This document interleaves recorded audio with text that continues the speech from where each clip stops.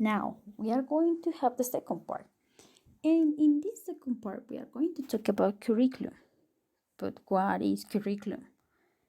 Actually, curriculum is one of the main concerns in the educational field. And one of the questions that is the most common among teachers is that what kind of curricula should we offer to students? Before we answer that question, we have to keep in mind all the participants that are involved in this process. And if we write a list about this, we should think about the educators or teachers because they have to be concerned about the choices that they are going to make during the teaching process. And they have to decide the content, the methods, the strategies. The second participant is parents because they would like to know what their children are going to learn during the course and the goals that they are going to reach at the end. And the other participant, of course, is the students because some of them are concerned about the kinds of activities or content that they are going to receive in the class. So once we got this, we have to take into account that this term has been defined from different perspectives since it emerged as an urgent necessity to develop the theoretical framework for curriculum design. But actually, it has its earlier origins. According to Pratt, the word curriculum is derived from the Latin verb currere, and that means to run. And later on, it became into a diminutive noun that meant racetrack. And then it became an extension that was made by Cicero, and he associated the term with curriculum vitae, that means the course of one's life. It wasn't until the 19th century that the term was commonly used in the educational field.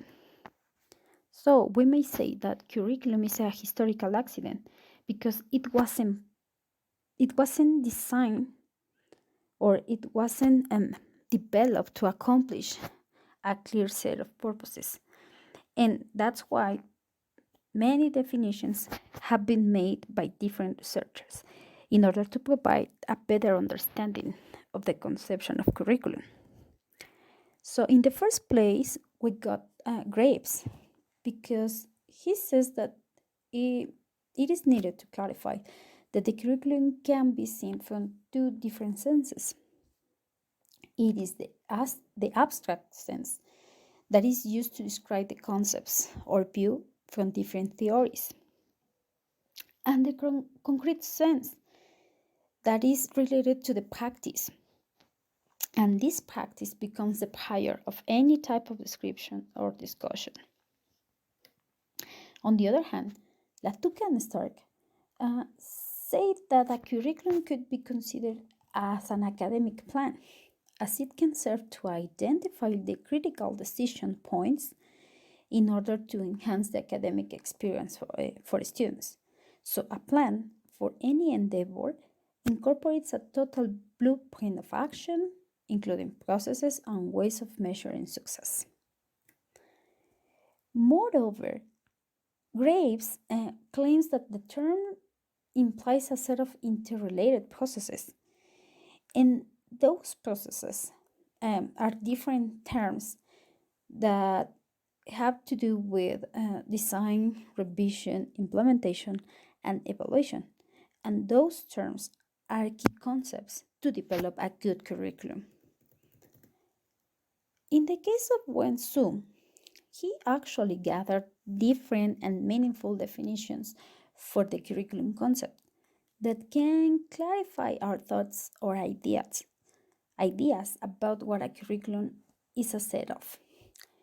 So, for the first set, we got objectives to accomplish goals in the educational field, a set of courses of study or content to decide what is going to be taught in a formal content, a set of plans.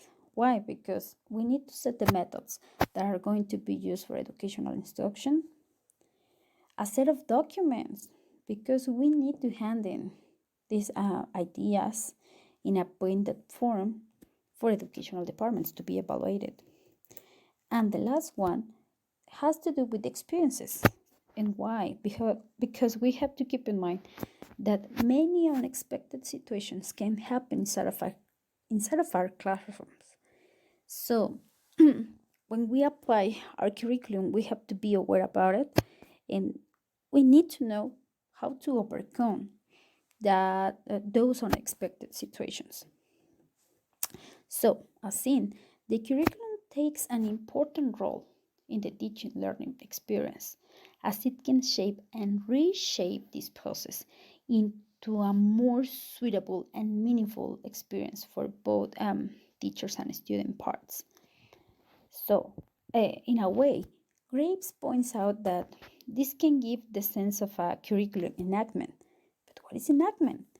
Well, the term and the concept of curriculum enactment can be traced from Barnes and Ainsworth, who describe the curriculum as events shaped by the purposes of the cross purposes of the teacher, from the student, from the matter, or even from the place. We have to keep in mind that context provide a way to analyze all language curriculums. Uh, they cannot be the same because the conditions change, and this affect the way of teaching or the way that curriculum is designed in a way.